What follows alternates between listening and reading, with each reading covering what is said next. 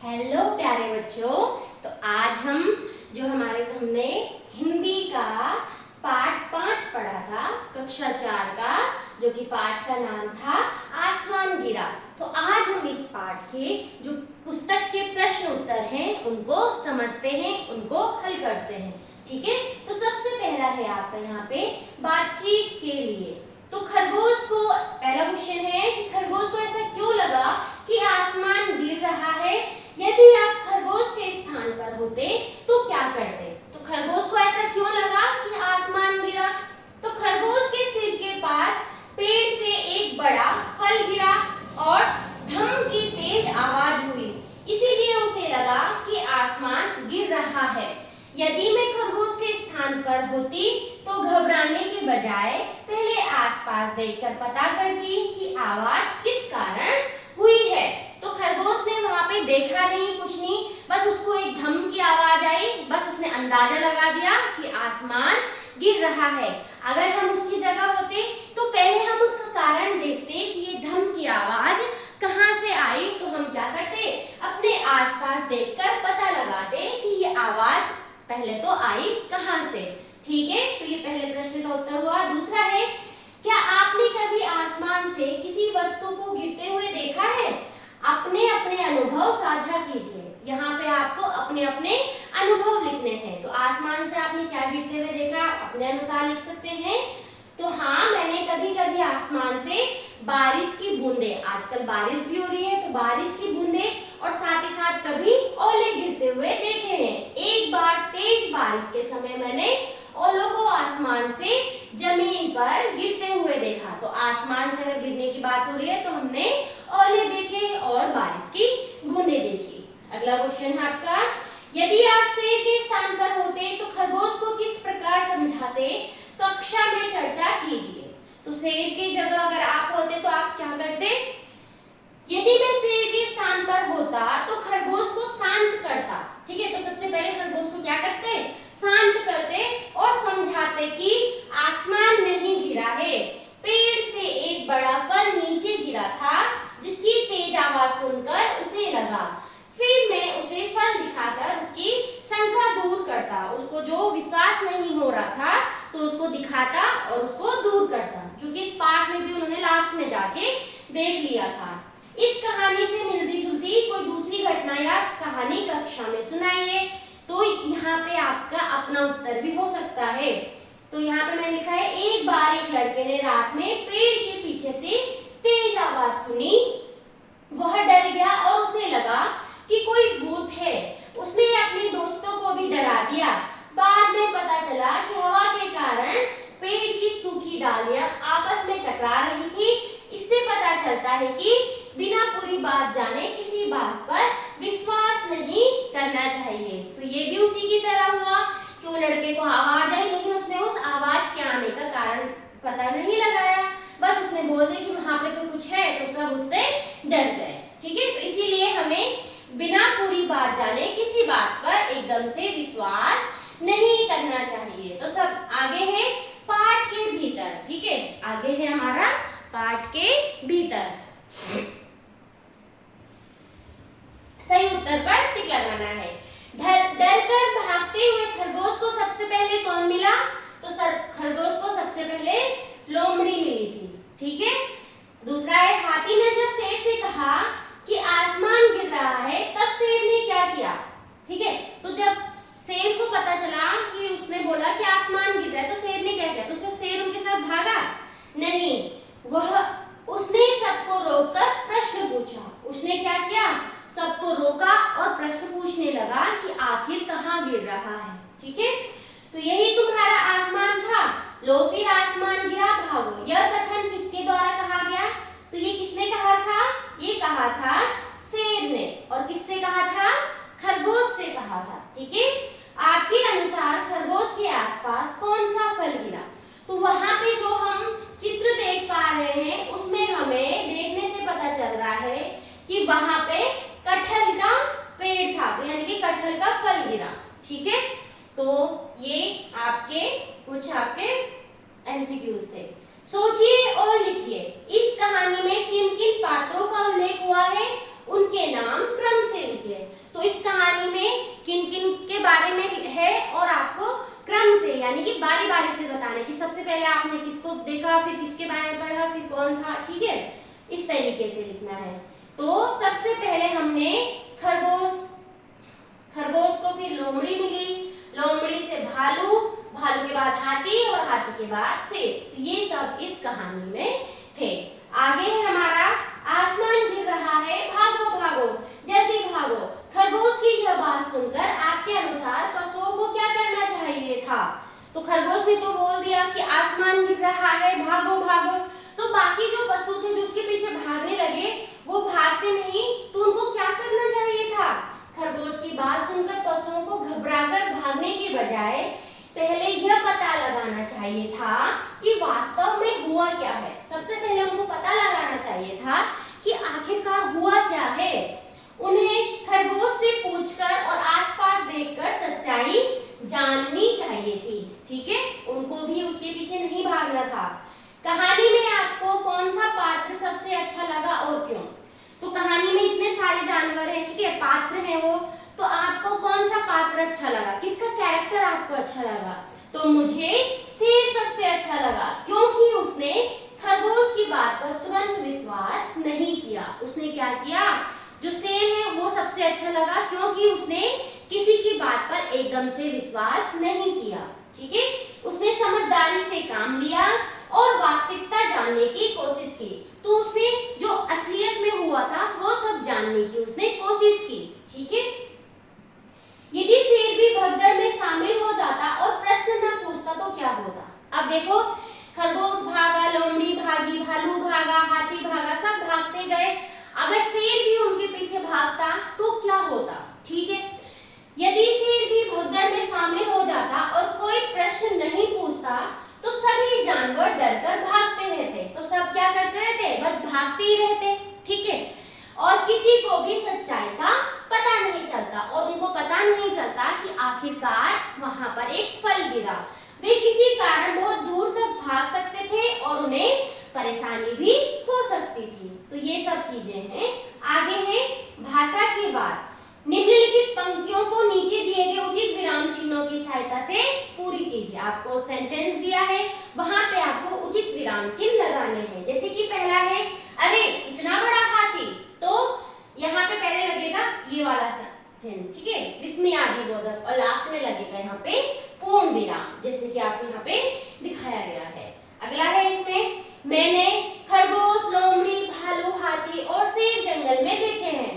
तो जब बहुत सारे हैं तो उनके बीच में क्या आते हैं? कॉमा लगेगा, यहाँ पे कॉमा कॉमा कॉमा और लास्ट में पूर्ण विराम, जैसे कि आपको यहाँ पे लिखा हुआ है, ठीक है। आगे है, ये पुस्तकें किसकी हैं? तो जब हम किसी से प्रश्न पूछ रहे हैं ना, हमें पूछेंगे पुस्तकें किसकी हैं, प्रश्न पूछिए, तो वहां पे क्या आता है? प्रश्नवाचक चिन्ह, यानी कि क्वेश्चन मार्क, ठीक है। नेक्स्ट है, वाह कितने सुंदर फूल हैं। तो वाह मतलब जब हम खुश हो रहे हैं ऐसे, तो हमने यहाँ पे विस्मयादिबोधक चिन्ह लगाया और लास्ट में पूर्ण विराम। तो इतना समझ आया। आगे देखते हैं, कहानी में एक कथन आया है कि भागते भागते उसे एक लोमड़ी मिली। इस वाक्य में भागते भागते शब्द युग्म का प्रयोग हुआ है। अब निम्नलिखित शब्द युग्मों की सहायता से एक एक वाक्य लिखिए। तो यहाँ पर एक वाक्य बना है, भागते भागते उसे एक लोमड़ी मिली।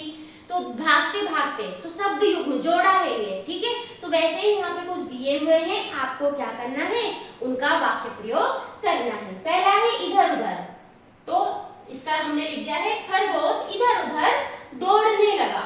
कभी कभी मैंने कभी कभी जंगल की सैर करने जाता हूँ या जाती हूँ। टेढ़ी मेढ़ी, जंगल में एक टेढ़ी मेढ़ी पगडंडी थी। आगे है, लंबे चौड़े, जंगल में लंबे चौड़े पेड़ थे। तो इसमें जंगल ही लिया, आप अपने हिसाब से यहाँ पे वाक्य प्रयोग कर सकते हैं, ठीक है। आगे है, निम्नलिखित वाक्यों को ध्यान से पढ़िए और दिए गए उदाहरण के अनुसार प्रश्न बनाइए। तो यहाँ पे आपको क्या किया है, जैसे भागते भागते उन्हें शेर मिला, ये आपको एक तरीके से उत्तर दिया है। आपको क्या करना है? इसका प्रश्न बनाना है। तो प्रश्न कैसे बनाना है? कौन सा शब्द लेना है प्रश्न बनाने के लिए? कौन। तो यहाँ पे लिखा उन्हें भागते भागते उन्हें कौन मिला, तो प्रश्न बन गया। तो ऐसे ही आपको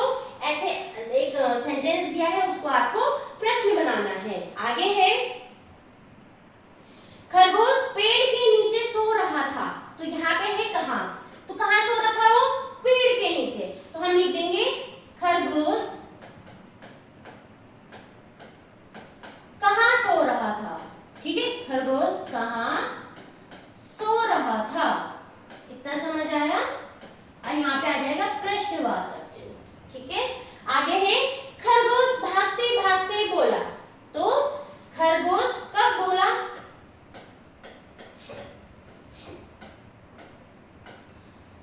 खरगोश कब बोला। आगे आपको दिया गया है कि उस शब्द को लेकर आपने प्रश्न बनाना है। आगे है वही धम से आसमान गिरा। ठीक है, आसमान कैसे गिरा, आसमान कैसे गिरा। ठीक है, कैसे गिरा। आगे है खरगोश ने लोमड़ी से कहा मैं पेड़ के नीचे सो रहा था, वहीं धम से आसमान गिरा। तो खरगोश ने लोमड़ी से क्या कहा। ठीक है, खरगोश ने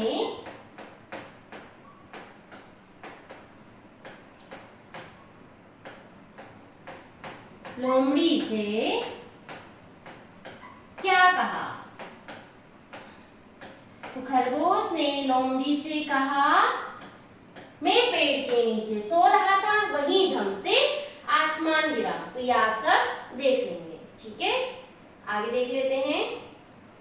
नीचे दिए गए शब्दों में मात्रा लगाकर और हटाकर, मात्रा या तो लगानी है या तो आपको मात्रा वहां से हटानी है। उदाहरण के लिए आपको दिया गया है, वैसे ही आपको यहाँ पे लिखना है। जैसे बस मात्रा लगा दी थी तो 20 बन गया, चला है आ की मात्रा हटा दी, चल बन गया।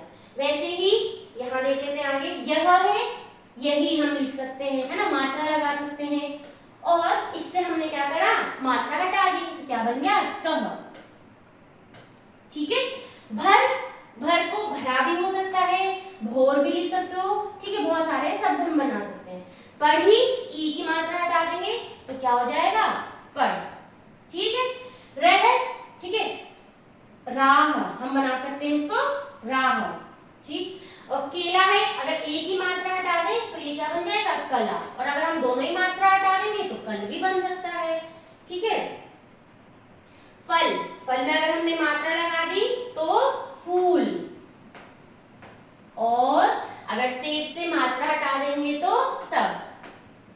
ठीक है, ये कला भी हो सकता है, अगर दोनों ही मात्रा हटा दें तो कल भी हो सकता है। ठीक है, इतना समझ आया। आगे देख लेते हैं। आसमान पर आधारित मुहावरों को अर्थ लिखकर वाक्यों में प्रयोग करने हैं। तो आसमान पर आधारित कुछ आपको मुहावरे दिए गए हैं। जैसे कि हम बोलते हैं ना, कुछ मुहावरे होते हैं, जैसे धरती आसमान एक करना। ठीक है, आसमान छूना। तो ये सब क्या है, आसमान से संबंधित आपके मुहावरे हैं। तो पहला है आसमान छूना। आसमान छूना मतलब बहुत ऊंचा जाना या बहुत ज्यादा सफलता पा लेना। तो इसमें क्या है, इसका वाक्य प्रयोग, मेहनत करके वो सफलता के आसमान छूने लगा। ठीक है, उसने इतनी मेहनत की कि वो सफलता के आसमान छूने लगा। आगे है आपका आसमान गिरा। हम बोलते हैं कि अरे मेरे सर पे तो आसमान गिर पड़ा, यानी कि मुसीबत आ जाना, कोई संकट आ जाना। ठीक है, बहुत मुसीबत, बहुत बड़ी मुसीबत आ जाना। तो छोटी सी बात पर ऐसे मत घबराओ जैसे आसमान गिर गया हो। तो हमें छोटी छोटी बातों पर ऐसे नहीं घबराना चाहिए कि जैसे कि आसमान गिर गया हो। आगे है आसमान सिर पर उठाना। हम बोलते हैं ना, क्लास में होते हैं तो आपके टीचर्स बोल देते हैं अरे तुमने तो आसमान सर पे उठा रखा है ना, तो उसका मतलब होता है बहुत शोर मचाना। तो बच्चों ने खेलते समय आसमान सिर पर उठा लिया। तो ये हमारे कुछ आसमान से संबंधित क्या है, मुहावरे। उसके बाद है जमीन आसमान एक करना। जमीन आसमान एक करने का मतलब है बहुत मेहनत करना, बहुत प्रयास करना। तो इसका वाक्य प्रयोग है परीक्षा में प्रथम आने के लिए उसने जमीन आसमान एक कर दिया। यानी कि क्लास में फर्स्ट आने के लिए उसने क्या किया, जमीन आसमान एक कर दी, यानी कि उसने बहुत प्रयास किया, बहुत मेहनत की। ठीक है, आगे देख लेते हैं। नीचे चित्र देखकर वाक्य लिखिए। जैसे कि यहाँ पर ये चित्र देख रहे हैं आपको, तो ये वाक्य आप अपने हिसाब से लिख सकते हैं। खरगोश डर गया और भागने लगा। दूसरा यहाँ पे क्या दिख रहा है, खरगोश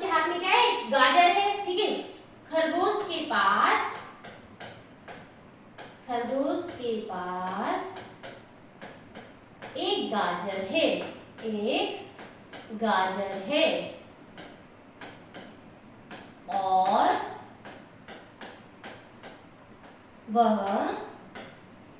बहुत खुश है। कैसे दिख रहा है वो? बहुत खुश दिख रहा है। ठीक है, बहुत खुश है। तो ये तो इससे रिलेटेड हो गया। ठीक है, ये कैसे दिख रहा है आपको यहाँ पे? खरगोश जैसे कि डरा हुआ है, खरगोश डर कर बैठ गया, ऐसे लिख सकते हैं। ठीक है, खरगोश डर कर बैठ गया। आप अपने हिसाब से यहाँ पे लिख सकते हैं। ठीक है, आगे है, इसमें कैसे है? ऐसे करके बैठा है, हम लिख सकते हैं खरगोश सर पर हाथ रखकर बैठ गया। ठीक है, खरगोश